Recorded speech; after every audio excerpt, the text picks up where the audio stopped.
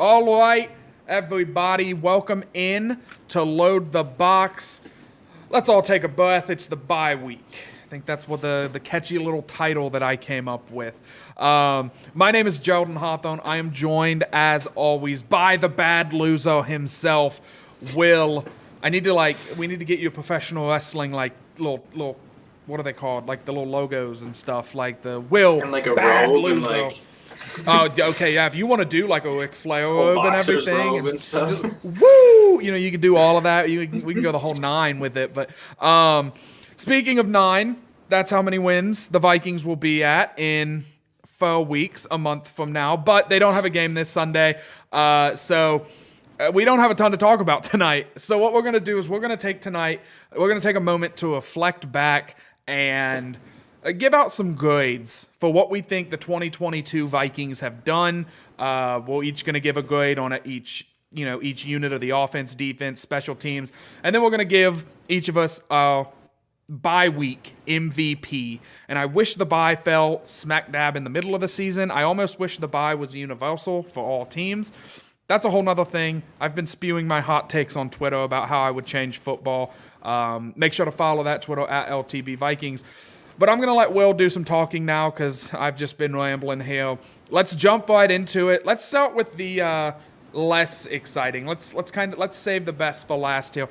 What do you think of this defense, Will? On a scale of A to F, what would you give the Vikings 2022 defense? It's sort of a weird one, right? It's kind of this, they haven't looked great, but they get the job done. So definitely a passing grade. We're not looking at a failing grade here. I'm giving him a C+, and maybe that's a little bit critical, but I also think that there is a lot of improvement left to do. They've been situationally really good in terms of getting turnovers when they need to, stopping people when they need to. I'm not entirely sure. I didn't take the time to do the research beforehand, so I don't know if you want to do this while I'm talking here, but like third down conversions and red zone conversion percentage against, I'm not really sure where they stack up on those regards. But, lack of penalties and ability to make stops when they absolutely need them, they've been able to do that. The reason why I give them sort of a mediocre C+ is just too many yards, too many big plays, too many easy completions, not enough consistent pressure on the quarterback. They've had a couple games where they've gotten to the quarterback and created pressure. Obviously, last week at Miami being one of them, but it hasn't been consistent yet. But I'm excited, and this is probably going to be a theme of this show. Is just I'm excited for what the coaching staff does now that we have a bye. Obviously, the players, they get to take some rest, they get to go home, see their families, what have you. Coaches, this is still kind of a work week, right? They get that extra week to prep, they get that extra week to put some new stuff in. To review more tape or review more film to see what they could have done better and what needs to change in Week 8 against Arizona. So I'm really curious. I'm curious to see what an experienced coach like Donatel does after the bye week. So C+, not terrible, but a lot of improvement to do. Yeah, I would actually. I'm going to go a little bit more negatively here. I don't know, man. Za'Darius and the defensive performance. So the defense's performance on Sunday against Miami impressed me a lot. I've got Pro Football Reference up as I drop my little fidget thing that I play with. So this show's going to be bad. I can already guarantee that. But I've got Pro Football Reference up here, and I'm looking at some of our, just our team rankings. And there are some interesting things. I know you had brought up that the Vikings are averaging a little over 2 points per drive as an offense. The opponents are averaging about 1.8 points a drive, which, isn't the worst. Well, really, I'm looking at it, and in terms of, every statistic, the Vikings are right around 16th. Except for yards, in which we give up a ton of yards. So I really do think that they're playing this bend, don't break style. I think Vikings fans grew accustomed, with Mike Zimmer being the head coach for so long, to if the defense bends, it's bad. That's a bad thing because it can't afford to bend. Like we're trying to hold teams to 9, not 19. So I think we have to set the goalposts accordingly for what this team is now. So with doing that, I'm still gonna give them a D plus. A D. I don't even know if you can do plus and minuses once you get to D and F, but D plus seems like the best I can do. But they're trending upwards. I think they just have to be more consistent with their pass rush. I think that really is, and that's not a hot take, but I think that really is what makes this defense, be good. Is the ability for Daniil and Za'Darius and DJ Wanham and Patrick Jones, like all of these guys to get involved, get to the quarterback quickly, and cover up some of the maybe deficiencies that we have in the secondary. So I'm going to say D plus for the defense overall just because I feel like the pass rush hasn't been there. And Patrick Peterson, I think, has looked pretty good. Cam Dantzler has had some pretty shining moments. Harrison Smith is still balling out. Cam Bynum is playing good football. Like, I feel like everybody, whenever I think about them in the secondary and even the linebackers, like they're playing all right, about league average. It just feels like the pass rush I expected to be the one thing on this team that took us took us all the way and really pushed this defense over the top. It's just not there yet. Hopefully we get there as the season progresses. I'll kick it back over. Oh, go ahead. One just quick thing to your point. I mean, the Vikings are ranked 25th when it comes to pass rush win rate. So that's not amazing. It's not great. That's one statistic that measures pass rush, but that's a big part of it. So yeah. I think you're spot on with that. Yeah, it just feels like, and you can, whenever the stats line up with the eye test, that's always a bad thing. Like whenever you're looking, I guess it's not always a bad thing. Sometimes it's either really good or really bad. And in this case, it's really bad. Like the stats back up the eye test it doesn't feel like we're putting much pressure on guys. So yep. We'll see what happens. There's room for improvement. We're still 5-1 with a bad defense, and I don't think either one of us are high on the defense. Let's talk about, and I said we're saving the best for last. Let's talk about the offense next.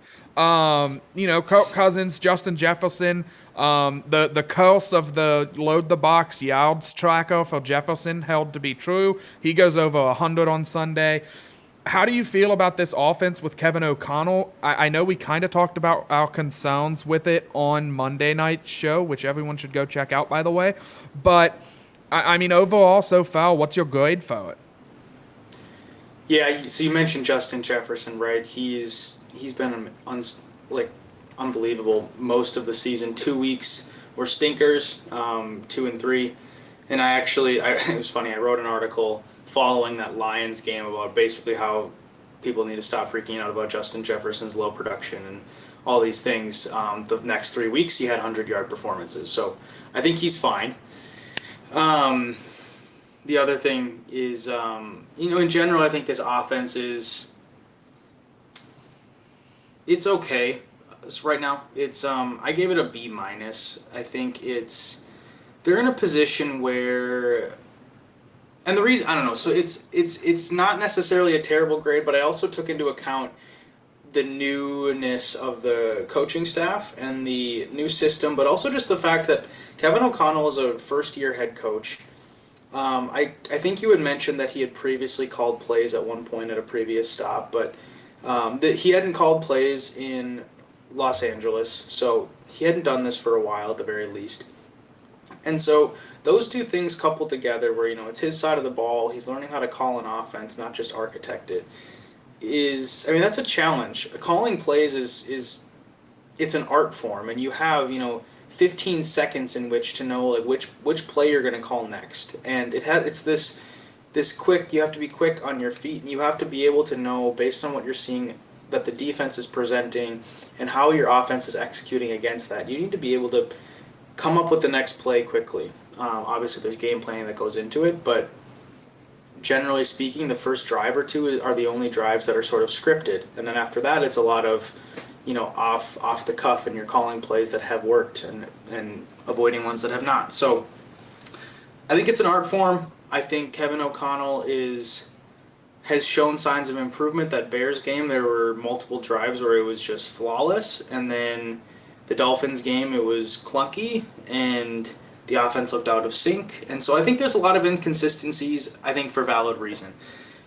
What I'm curious for, again, is, bye week, how is O'Connell going to be able to take this extra week to adjust and move on and, learn from what they haven't done well and improve upon that. And maybe, pull some more tricks out of his sleeve for this Arizona game and then some. So it's an interesting sort of dilemma with this offense because you have Justin Jefferson performing at an elite level, but nobody else is really, eye-popping at this point. So kind of a low grade, B-, a lot of room for improvement, but I think as the season goes on, I think there will be a lot of improvement that comes. On your side, I know you've been generally impressed by the offensive line's performance, but what else sticks out to you as, indicators for this offense's performance? Yeah, so you mentioned O'Connell and how I had mentioned that he called plays in Washington. Okay. And he wasn't electric by any means. Now, granted, that was a long time ago, and that was a much different personnel than what he has in Minnesota. But what stands out to me about the offense is, and I made this comment on Monday, and I'm going to stick to my guns here a little bit. It really does feel like when the offense is given a challenge, or the offense is given a must-get points situation, they get the points. Like, they go down and they do it. So it feels like when they need to execute, they're executing. And the key to being a great team, you look at the Bills, you look at the Chiefs, teams that can really put it on other teams and really, like, win games, basically jogging through the second half. When you look at teams like that, I think they have the ability to just say, every drive, we need to go get points. There is no, oh, this one stalled out, this one, I made a bad play call. They're just so consistent that I kind of want to see the Vikings get to that point. So, like, I think you mentioned some inconsistencies that we've had, and I think that's 100% valid. But I do think, and I will say this, and you kind of hinted at it, the offensive line is playing really well. And I think that this offense, even with Mike Zimmer as the head coach, would probably be playing at the same level as it is right now. I don't know if they play with the same confidence. I don't know if the offensive line could even play this well in the schemes that Zimmer and his carousel of offensive coordinators were putting together. But I think that's the number one thing. O'Connell somehow came in here and took a guy in Garrett Bradbury that I was ready to throw his jersey away, and I was ready to just completely punt on him, and so were the Vikings. They didn't pick up the fifth-year option. He's probably not going to be a Viking next season. And now he's playing at a level where it almost makes me want to say, like, maybe we should think about this before we just drop him. Like, maybe there's something to, hey, do you want to stay on a team-friendly type of situation? That kind of thing. So I think that has to go, that has to be noticed. That has to be acknowledged that O'Connell has this offense, and specifically the offensive line, kind of playing with a groove and playing well. So that's been the biggest key to success. Overall, I'm going to give the offense I'm going to give it a B-. I'm going to say B-. I expected more points. I'm not going to lie to you. I think everybody did. But they're finding ways to win games. And like I said, the clutch factor, the gotta have it, go get it, that whole shtick that I've been preaching on for about 2 weeks now, that can't go, ignored either. That has to be acknowledged. So I'm going to say B-. And the same with the defense, a lot of room to improve. I think this offense could be playing at like an A+ level by the end of the season. And that should really excite other Vikings fans the same way that it does me. All right, best for last. Yeah. Special teams, what's your grade? Special teams, I'm going to give them an A-. I think overall they've been very good. There was a couple moments, I think it was in the Bears game. Yeah, they had a penalty, they had a shanked punt. That was about the only thing that was like, oh gosh. Greg Joseph missed a field goal or two that game too. And, Joseph has had his moments, that Saints game obviously, but he's also missed a couple extra points. He's missed a couple field goals. So he hasn't been, elite lights out yet, but he hasn't lost us any games with his leg either. So he's done the job. Ryan Wright, I don't know what else to say about him. He's been fantastic. Reigning special teams player of the week. I joked on Twitter this morning that it's up to Kene Nwangwu and Jalen Reagor, and we'll have the quadfecta for special teams players of the week. So yeah, I think overall they've been good. They've covered kicks really well. They have covered punts very well. Ryan Wright is putting the ball inside the 20 at the highest clip of any punter, I believe. I'm not sure about percentage, but I believe he has the most punts inside the 20. So I think overall very good. The only reason I gave it an A- is a few blips here and there. They haven't been lights out. They haven't been perfect, but I think the best unit on the team, consistently. Yeah, if you want an A from me, you really have to play pretty perfect. I grade on a scale, and it's a nasty scale. And I really wanted to come on here and be hot take on the special teams, C, but I can't. They're like a B, a B plus, right? Greg Joseph is missing kicks. It is what it is, man. At this point, he had the Saints game. He also had the Bears game, and he's also missing, like you mentioned, he's just kind of not been automatic, which is what you want your kicker to be. You want that Justin Tucker type, but they don't exactly grow on trees. But Ryan Wright, it's crazy. We're punting from inside the 10. And I'm thinking oh boy, this is a field goal coming up. And then he puts it to the 25. And I'm like, what kind of deal with the devil did you make that he gave you a bionic leg? And his whole everything is an enigma. He is 6'5" or 6'4". He's 250. He punts. Did no coach see him kicking balls say I would like for you to come be a running back? I don't understand it, but he's a really good punter. I'm really happy. He's really bringing him, and the whole punt team is really bringing things back. But one thing that will not go unnoticed, Jalen Reagor did fumble a punt this season. He just got lucky that it bounced directly back into his hands. So Jalen Reagor, and I think that was the Dolphins game, wasn't it? No, it was the Bears game. Was it the Bears? I thought it was at first, but I was like, no shit. I think it was the Bears game. Yeah. So he fumbles that one. I was like, we're gonna lose this game, and then he got it back. Yep, and that's exactly it really is. It's one of those momentum changing plays that if that happens, thank God it didn't, maybe we do lose to Chicago, and maybe we're grading a lot differently, all because of a special teams goof. But I think that they're playing all right. They're not bad enough. My favorite stat is I think it was the 2012 Chargers or the 2011 Chargers. They had a top 5 offense and a top 5 defense, but they had the worst special teams in the NFL, and it wasn't close, and they missed the playoffs because of it, because they just toned it over so much, and they allowed so many touchdowns on special teams, they couldn't win games. So they're not that bad. They're pretty good, actually. I would say they're probably a top 10 unit. So probably spent too much time talking about special teams, but it's the bye week. We're making content. We're doing it for the fans. So stop complaining. I can already hear you. Come on. It's fun. It's fun. This is a special teams show. All right, we're going to give out some bye-week MVPs. These are subject to change at the end of the season. Please do not hold our feet to the flames. If these players end up playing like crap for the rest of the season, I put that disclaimer in for me because mine is spicy. Will, I'm going to let you kick this one off as well because I feel like I am talking for way too long tonight. Yeah, I mean, this was one that, Jordan, you sprung on me as we were starting the show, so I haven't had a ton of time to think about it.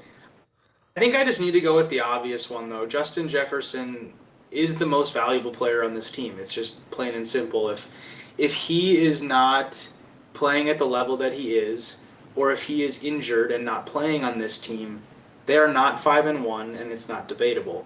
They might be 3-3, they might be 2-4. They might have even won 4 games. They might have squeaked some out, but it's not too difficult to look at Justin Jefferson and think that there's anybody else more valuable. He's been unbelievable. I think he's as advertised. I joked before the show that he has probably half of our offensive yards. I'm probably stretching that a little bit, but I'm probably not too far off. Yeah, he's been fantastic. So really no surprise there, but he's the guy at this point. Yeah, I don't think that there's anything. I mean, that is the cold chili of takes. Those it's freezing. Those not like what do you want? Like and I There's respect it. nothing special about it. No, but sometimes like I picked Justin Jefferson to be my week 1 game ball. There's no excitement in it. I mean, there is excitement, right? Like, it's Justin flipping Jefferson. Like, get up, get amped. He's the best wide receiver in the NFL. But I think everyone should agree with you. But I'm going out on a limb here, and I'm shouting out one of my fat boys on the line, and I'm saying Garrett Bradbury, the Grim Reacher, the bust out of what was it, NC State, like, blah blah blah, whatever you want to say about him. He's bad. They don't pick up his 5th-year option. He is playing out of his mind. It is like every game they give him like the Bane super serum that makes him into like this unstoppable monster. And then him and, one of the guards double team a defensive tackle for the entire game. They're definitely scheming him out of one-on-one situations, but we should have always been doing that. I don't think we ever selected him thinking, oh yeah, he'll just be able to one-on-one, these 350 grown men. He was always supposed to be kind of a run-blocking, athletic center. I don't know if they want to keep the scheme exactly that way. So I don't know what the future holds for him, but at the bye week of the 2022 season, I'm giving Garrett Bradbury my bye week MVP because I think he has played very well. I think Cousins has been relatively clean in most games this season, and that is what allows him to dish the ball out to guys like Jefferson, guys like Irv Smith and KJ and Adam Thielen and all, just all of the weapons and opening up holes for Dalvin Cook. I'm really impressed with the offensive line, and it feels good to say that after so many seasons of just like the line is so bad and Cousins looks so bad if he doesn't have a good O-line, and the offense looks awful and we're leading the league in 3 and outs, and it was just annoying and it was bad. It was no fun. And I'm going to go ahead and get my final thoughts in here, and then we'll pass it back over to you. That's what my final thought of tonight is going to be, and of the bye week. We're not on Monday. There's no game to talk about. So catch us next Wednesday, same time around, 8:15. Oh, I always do Eastern time. 7:15, 7:30, somewhere in there, for a preview of the Arizona game. But this season has just been more fun than the last couple of seasons. It really had, we have 5 wins. We have a brand new coach. The coach talks to the media and jokes, and he laughs, and he's handsome, and Cousins is wearing 85 chains, and the defense is like hooting and hollering over him, and he's got his pants tucked into his sweats, and just there's so much fun happening with this team right now, and that's been missing for a couple of years now. I would argue since Cousins got here. And I said it was a Cousins thing, and I'm going to own up to that. I was incorrect. Stephon Diggs thought it was a Kirk Cousins thing. Maybe he didn't. Maybe it was Zimmer that forced him out of town, but it didn't seem like it. It seemed like it was Kirk, and he was incorrect. This team has so many big personalities on it. This team has so much fun. It seems like these guys really love each other. I'm all about it. I'm all about, the TikToks and the Instagrams and all the social media posts and all that. So I'm going to continue to have fun with this season. I'm going to say we're going to lose every game out of the bye, and I'm going to be miserable. But I'm going to continue to have fun with this season because, Cousins is going to wear spinning chains, and I'm sticking to it that this season can only end with a Kirk Cousins Super Bowl chain wrapped around his neck, the drippiest, iciest quarterback in the NFL. Speaking of getting some drip, why don't you head on over to Unified Athletic Wear, grab yourself some drip for yourself. They've got their fall collection out now. They've got some really clean designs. Make sure to check them out. Follow him on Twitter at WillBadLose. Check out the Bad Loser blog. Check out VikingsTerritory.com. All your Vikings, takes, news, stats, all of that. And follow the show on Twitter at LTB Vikings. We'll see you guys next Wednesday. Will, I'll pass it off to you for final thoughts and a little outro. Thanks, Jordan. And you you played right into my final take was going to be. So I'll switch it up a little bit. I was gonna pitch my latest article on Vikings territory where I basically am talking about what you just said about how fun this team is. I think I called the article this Vikings team just feels different, and I kind of get into what's going on maybe behind the scenes as much as I can tell from behind the scenes, obviously by watching press conferences and observing the sideline and all these things. And what's coming from it, a lot of it is that joy that you talk about. So get on over to Vikings territory, read my latest piece. I think it's a good one. My final take is I'm going to answer a question that I asked you, Jordan, last week about whether or not the Vikings are a Super Bowl contender. I think the answer to that is no. I still don't believe that we are quite there. I think the 5-1 is great. I think you're in a position that it's as good as you possibly could have hoped at this point. But there's still, like we've talked about on this show and through the season, there's a lot of things that need to be cleaned up. Can they get to that point? Absolutely. There's still 11 games left, 12 weeks of preparation and practicing and watching film and all the things that come, and the season will only, the coaches will only get better at this as the season goes on. And so, to sit here and to think that after 6 weeks this team needs to look buttoned up and this team needs to look like they're already, in the driver's seat to be a contender for the NFC Championship game and the Super Bowl, I think it's silly. I think it's silly, especially considering that we have a rookie head coach. So I'm great with where we're at. Today we're not a Super Bowl contender, but I think we can be. A lot of things need to change, but you can't complain about the start. We're in a great position, and I'm just excited. I'm excited to see where this team goes. So that's all I got for Jordan. This is Will signing off. Don't forget, Skol as always.